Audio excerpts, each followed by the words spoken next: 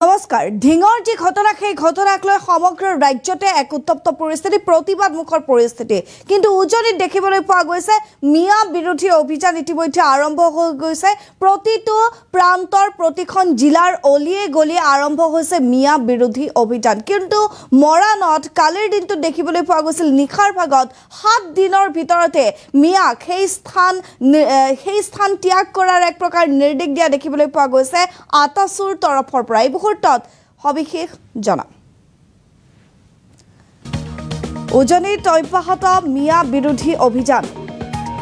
আমি জনাই আছো উজনিত মিয়া বিৰোধী অভিযান অব্যাহত আছে 7টা দিনৰ ভিতৰত অৰ্থাৎ মাত্ৰ এসপ্তাহৰ ভিতৰতে উজনিৰ পৰা মিয়াক আতৰি যোৱাৰ সকিয়নি প্ৰদান কৰিছে এবাৰ শিৱসাগৰ গোলাঘাটৰ পিছত মৰাণত আটাছুৰ মিয়া বিৰোধী অভিযান মৰাণৰ ভিন্ন স্থানত আটাছুৱে অভিযান চলাইছে পথ নিৰ্মাণত নিয়োজিত মিয়াৰ অস্থায়ী শিবিৰত আটাছুৰ দল উপস্থিত হৈছে যেহেতু পথ নিৰ্মাণ বা এনে ধৰণৰ কাম-কাজত মিয়াক নিয়োজিত কৰা হয় আৰু সেই মিয়াক নিয়োজিত কৰাৰ যি ব্যক্তি আছিল সেই ব্যক্তিক অতি তৎকালে এই মিয়াসকলক কামৰ পৰা উলিয়াই দিয়াৰ আঁতৰাই দিয়াৰ নিৰ্দেশ প্ৰদান কৰিছে আটাছুৰ কেন্দ্ৰীয় সমিতিৰ নেতৃত্বত অভিযান চলিছিল নিখাৰ ভাগত আৰু সেই অভিযানতে দেখিবলৈ পোৱা গৈছে একাংশ লোকক আসলতে আটাছুৰ তৰফৰ পৰা কোৱা হৈছে যে 7 দিনৰ সময়সীমা বান্ধি দিয়া হৈছে সেই 7 দিনৰ ভিতৰতে অতি শীঘ্ৰে ত্যাগ কৰিব লাগিব সেই স্থান আৰু আমি জনাই আছো যিহেতু বৰ্তমান সময়ছোৱাত উজনিত যি এক প্ৰকাৰ মিয়া বিৰোধী অভিযান চলি আছে তিনিচুকীয়া শিৱসাগৰ নাজিৰা গোলাঘাটৰ পিছত এইবাৰ মৰাণত দেখিবলৈ পোৱা গৈছে মিয়া বিৰোধী অভিযান মাত্ৰ 7টা দিনৰ ভিতৰতে উজনিৰ পৰা মিয়াক আতৰি যোৱাৰ সকিয়নি প্ৰদান কৰিছে শিৱসাগৰৰ পাছত মৰাণত আটাছুৰ মিয়া বিৰোধী অভিযান মৰাণৰ বিভিন্ন স্থানত অভিযান চলাইছে আটাছুৱে পথ নিৰ্মাণত নিয়োজিত মিয়াৰ অস্থায়ী শিবিৰত আটাছুৰ দল উপস্থিত হৈছে আটাছুৰ সকিয়নি দিছে আটাছুৱে তাৰ পিছতে আতৰি যোৱাৰো প্ৰতিশ্ৰুতি প্ৰদান কৰিছে মিয়াই আটাছুৰ কেন্দ্ৰীয় সমিতিৰ নেতৃত্বত নিশা অভিযান চলিছিল দৃশ্য আছে দেখুৱাম এয়া দেখিছে দৃশ্য কেনে ধৰণে আটাছু উপস্থিত হৈছিল শিবিৰত সেই দৃশ্য আপোনালোকলৈ আগবঢ়াইছো कोई सॉल्यूशन नहीं है उसका सॉल्यूशन नहीं है मतलब इन लोगों को भगाओ यहाँ से हाँ बात करके कुछ सॉल्यूशन नहीं निकलेगा इन लोगों को भगाओ ठीक है हाँ इसको उठाओ चलो जमन जाएगा कितना वो दूसरा कैंप में जाएगा चलो फिर आपको यहाँ छोड़ के जाएगा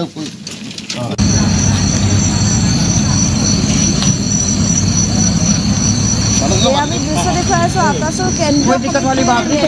যি অভিযান চলিছিল মিয়া বিৰোধী সেই মিয়া বিৰোধী অভিযানৰ দৃশ্য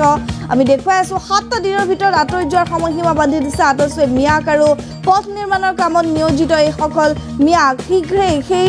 কামৰ পৰা আঁতৰোৱাৰো নিৰ্দেশ প্ৰদান কৰিছে দৃশ্য আমি দেখুৱাই আছো এয়া নিশাৰ দৃশ্য মৰাণৰ মন্তব্যও আছে আমাৰ হাতত আগবঢ়াইছো যে ঢিঙৰ যি এটা নাৰকীয় কাণ্ড ইতিমধ্যে হৈ গৈছে আৰু সেই ভিত্তিয়ে আমি সদৌ আহোম ছাত্ৰ সন্থাই উজনি অসমৰ বিভিন্ন প্ৰান্তত যি মিয়াসকল আছে সন্দেহজনক যি মিয়া আছে তেখেতলোকক আমি এসপ্তাহ সময়সীমা বান্ধি দিছিলোঁ আৰু সেই উদ্দেশ্যে আমি মৰাণৰ দাঁতিকাষৰীয়া অঞ্চল তথা ডিব্ৰুগড় জিলাৰ বিভিন্ন প্ৰান্তত আমি ইতিমধ্যে সেই মিয়াসকলক আমি হকিয়াই দিবলৈ আমি বিভিন্ন স্থানলৈ গৈছোঁ আৰু আমি বহু তেনেধৰণৰ অচিনাক্ত সন্দেহজনক আমি নাগৰিক ইতিমধ্যে দেখিবলৈ পাইছোঁ বহু ধৰণৰ স্থানত আজি এতিয়া আমি উপস্থিত আছোঁ খোৱাং গেমনৰ এই এটা প্লাণ্টত আমি উপস্থিত আছোঁ ইয়াত সম্পূৰ্ণ মিয়া ইয়াত সন্দেহজনক মিয়া ইয়াত আছে বহু 25-30জন মান আছে আৰু এনেধৰণৰ বহু ধৰণৰ প্লাণ্ট আছে য'ত নেকি মিয়া সন্দেহজনক মিয়া আছে তাত তেখেতলোকে ইতিমধ্যে কৰ্ম নিয়োগ হৈ আছে আৰু ইতিমধ্যে আমি তেখেতলোকৰ লগত যেতিয়া আমি কথোপকথন কৰিছোঁ তেখেতলোকে কিন্তু কোনো ধৰণৰ অসমীয়াত তেখেতলোকে কথা পাতিব পৰা নাই গতিকে এনেধৰণৰ সন্দেহজনক নাগৰিকৰ কাৰণে আমাৰ বাই ভনীসকলক তেখেতলোকে আহি ইয়াত থাকি পিনে নিৰ্যাতন কৰি ধৰ্ষণ কৰি ৰেপ কৰি এই মাৰ্ডাৰ কৰিবলৈ তেখেতলোকে সাহস কৰিছে গতিকে আমি সদৌ আহোম ছাত্ৰ সন্থাই আজি দুদিন ধৰি আমি বিভিন্ন স্থানত এনেধৰণে আমি যিসকল সন্দেহজনক মিয়া আছে তেখেতলোকক উজনি অসম ত্যাগ কৰিবলৈ আমি তেখেতলোকক আমি হকিয়াই দিছোঁ আৰু আমি বিভিন্ন স্থানৰ যিবিলাক আমাৰ গাঁৱে ভূঞে যিবিলাক আমাৰ মানুহ আছে তেখেতলোকেও বহু এনেধৰণৰ সন্দেহজনক মিয়াক আনি তেখেতলোকৰ ঘৰত নিয়োজিত কৰ্ম নিয়োজিত কৰি ৰখা আমি ইতিমধ্যে গম পাইছোঁ। গতিকে আমি সকলোকে অনুৰোধ জনাইছোঁ যে এইটো কাৰণে অনুৰোধ জনাব বিচাৰিছোঁ যে আমাৰ বাই ভনীসকলক যদি সুৰক্ষিত কৰিবলৈ হয়, তেখেতলোকক যদি আমি নিৰাপত্তা দিবলৈ হয়, তেতিয়াহ'লে এনেধৰণৰ সন্দেহযুক্ত যিবিলাক মিয়া আছে, বিদেশী যিবিলাক মিয়া আছে, এই মিয়াসকলক আমি খেদি পঠিয়াব লাগিব। তেতিয়াহে কিন্তু আমাৰ বাই ভনীসকল সুৰক্ষিত হ'ব। আজি আমি জানিব পাৰিছোঁ যে বহু এনেধৰণৰ ঠিকাদাৰ আছে, ঠিকাদাৰে তেখেতলোকৰ মুনাফাৰ বাবে কম খৰচত তেখেতলোকক সন্দেহজনক মিয়াক আনি পিনে তেখেতলোকে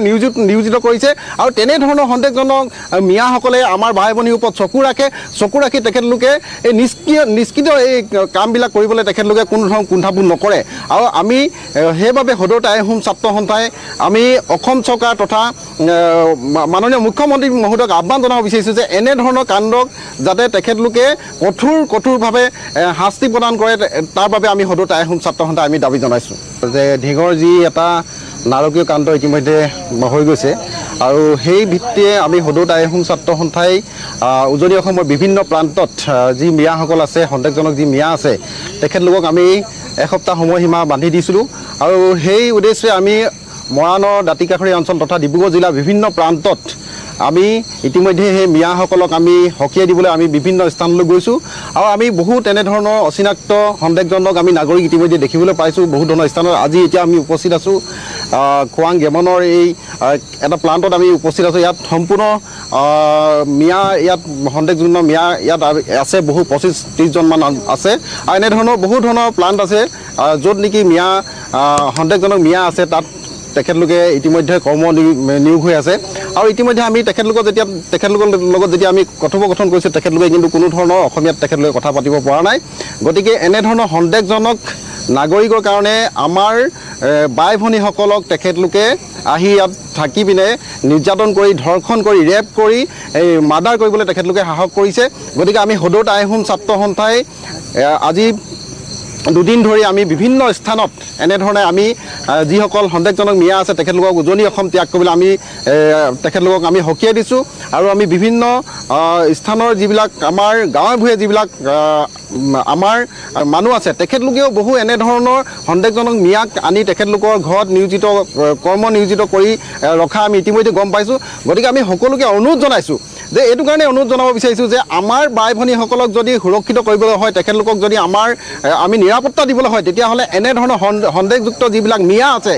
বিদেশী যিবিলাক মিয়া আছে, এই মিয়াসকলক আমি খেদি পঠিয়াব লাগিব। তেতিয়াহে কিন্তু আমাৰ বাই ভনীসকল সুৰক্ষিত হ'ব। আজি আমি জানিব পাৰিছোঁ যে বহু এনেধৰণৰ ঠিকাদাৰ আছে, ঠিকাদাৰে তেখেতলোকৰ মুনাফাৰ বাবে কম খৰচত তেখেতলোকক সন্দেহজনক মিয়াক আনি পিনে তেখেতলোকে